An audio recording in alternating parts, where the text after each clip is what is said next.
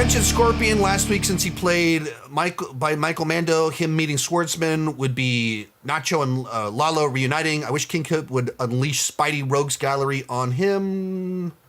Similar to Knightfall, except he teams up with Daredevil and Punisher, paying Fisk's speech off from New Year's. Yeah, so, like on the one hand, if I thought they would do that, if I thought that they could merge those worlds and actually like do this street level Spider-Man movie. Well, I phrase it this way. Do I want that movie? Like, let's merge the tones and vibes of Tom Holland's Spider-Man. Let's bring Tom Holland's Spider-Man closer to the world of Marvel Netflix. And all of a sudden, Spidey's not high school Spider-Man anymore. We're not taking influence from John Hughes and European Vacation anymore. We're doing Spider-Man fighting organized crime, and it's nasty, and it's violent. And we're doing the Knightfall of...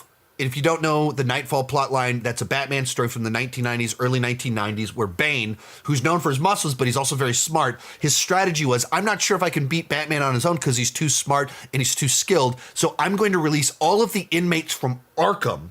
So Batman spends all this time recapturing everyone he's captured, so Batman is exhausted. And in that context, where Batman is physically and mentally exhausted, Bane shows up, and Bane is Bane. And Bane easily defeats him, breaks his back, and they have to do this whole like revival storyline where Batman passes the baton to the wrong person, not Dick Grayson. He passes it to Azrael, who's a lunatic, and eventually Dick Grayson has to beat Azrael, and Bruce Wayne has to, like, all this stuff. You do that plot line with Spider-Man, and Kingpin releases everybody onto the town, and Spider-Man has to fight them all off. And so he's fighting Scorpion, he's fighting Vulture, and he ends up being broken. And in the redemption arc of all of this, he has to team up, or not redemption, the recovery arc. Punisher and Daredevil have to show up to save him. Like, you're pitching to me the greatest Spider-Man movie of all time. But you're also pitching what is not likely to be a $1 billion Spider-Man movie, because is that the Spider-Man movie I'm taking my 6-year-old to? I gotta take my kids to all the Spider-Man movies. And all of a sudden it's like Tom Holland bleeding out on the ground, and Punisher shows up mowing down Fisk's men while Daredevil, like... To be true to Punisher, to be true to the plotline you just pitched, I don't want Punisher to be Disney Punisher. We want Punisher. Punisher is probably not a movie that my little kids can watch. So everything you're pitching here of you team up, do a Better Call Saul reunion with Nacho and Lalo.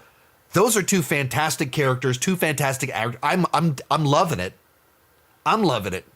But it's just not the $1 billion film. So that's my thoughts on it. Like, you are pitching to me a movie that I would adore. If they could make a dark Spider-Man movie like that, I would. I mean, how much? Like, I'm getting giddy thinking about it, the possibilities. But they want to make one that makes $1 billion. They want to make one that everyone can go see, because that's what like Spider-Man just is. He is the character that kids love. Most of these clips are pulled from my Patreon live streams. I do about 6 live streams every single month. For $2 per month, $20 per year, you can get access to all the exclusive videos and live streams. For $5 per month, you get your name on my end card. At the top tier, you get a 30-minute video chat with me each month. The link down below in the description has more information.